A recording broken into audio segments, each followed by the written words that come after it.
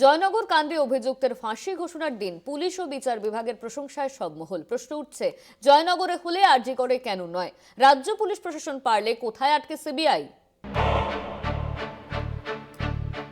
জয়নগরে নাবালিকা ছাত্রের দেহ উদ্ধারের পর ক্ষোভের মুখে পড়ে পুলিশ। ভাঙচুর হয় ফাঁড়ি। বিরোধীরা একজোটে পুলিশ প্রশাসনকে নিশানা করে, কিন্তু আদতে 24 ঘন্টার মধ্যেই মূল অভিযুক্তকে গ্রেফতার করে পুলিশ। সিট গঠন করে শুরু হয় তদন্ত।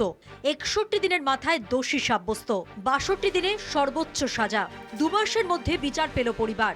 এই পরিস্থিতিতে সবচেয়ে প্রশংসিত হচ্ছে রাজ্য পুলিশ ও প্রশাসনের ভূমিকা, যেখানে গোটা দেশ তোলপাড় হয়ে যাওয়ার পর 4 মাস কেটে গেলেও বিচারহীন সিবিআই তদন্তাধীন আরজি কর। যারা সেদিন ঘটনার দিন সংশ্লিষ্ট সময় বিকেল 5টা থেকে 7টার মধ্যে এই মোস্তাকিম সর্দারকে মেয়েটিকে সাইকেলের পিছনে বসিয়ে নিয়ে যেতে দেখেছিলেন, এটা জানার পর এলাকায় যেখানে যত সিসিটিভি ফুটেজ ছিল তা আমরা প্রত্যেকটি খতিয়ে দেখি, খুঁটিয়ে আমরা 3টে অত্যন্ত গুরুত্বপূর্ণ সিসিটিভি ফুটেজ পাই। এক, মহিষবাড়ি হাটের কাছে একটি দোকানের কাছে সাইকেল সহ মোস্তাকিম সর্দার হাঁটছে। একটিতে সে সাইকেলে চড়ছে এবং আরেকটিতে সে সাইকেলে করে মেয়েটির পিছু নিচ্ছে। এই প্রত্যেকটি ফুটেজের আমরা ফরেনসিক পরীক্ষা করি এবং ফুটেজগুলির সত্যতা, অথেন্টিসিটি, সেটা ফরেনসিক পরীক্ষায় প্রমাণিত হয়েছে। এক্স হ্যান্ডেলে পুলিশ প্রশাসনকে শুভেচ্ছা জানিয়েছেন মুখ্যমন্ত্রী মমতা বন্দ্যোপাধ্যায়। লিখেছেন, একটি নৃশংস ঘটনায় মাত্র 62 দিনের সাজা ঘোষণা হয়েছে। অভিযুক্তকে দোষী সাব্যস্ত করে 2 মাসের মাথায় মৃত্যুদণ্ড ঘোষণা রাজ্যের ইতিহাসে এক অভূতপূর্ব ঘটনা। রাজ্য পুলিশ ও বিচার প্রক্রিয়ার সঙ্গে জড়িত সকলকে শুভেচ্ছা জানাই।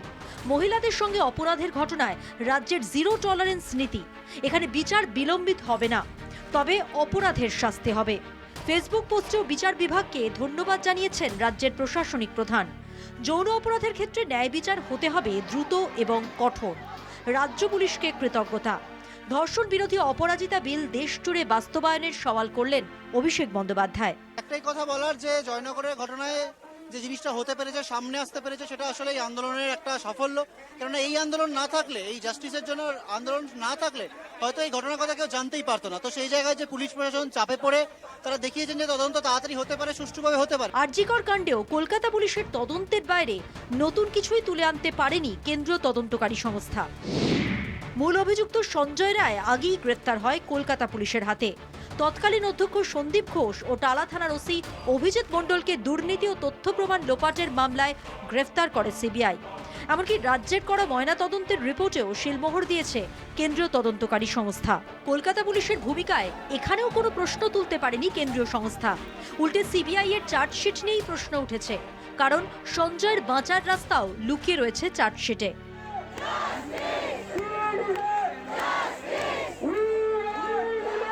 কেটে গেছে বিচারহীন 4 মাস। জয়নগরে হলে আরজি করে কেন হবে না? এই প্রশ্নই জোরালো হয়ে উঠতে শুরু করলো জয়নগর কাণ্ডে ফাঁসি ঘোষণার দিন। কলকাতা টিভি।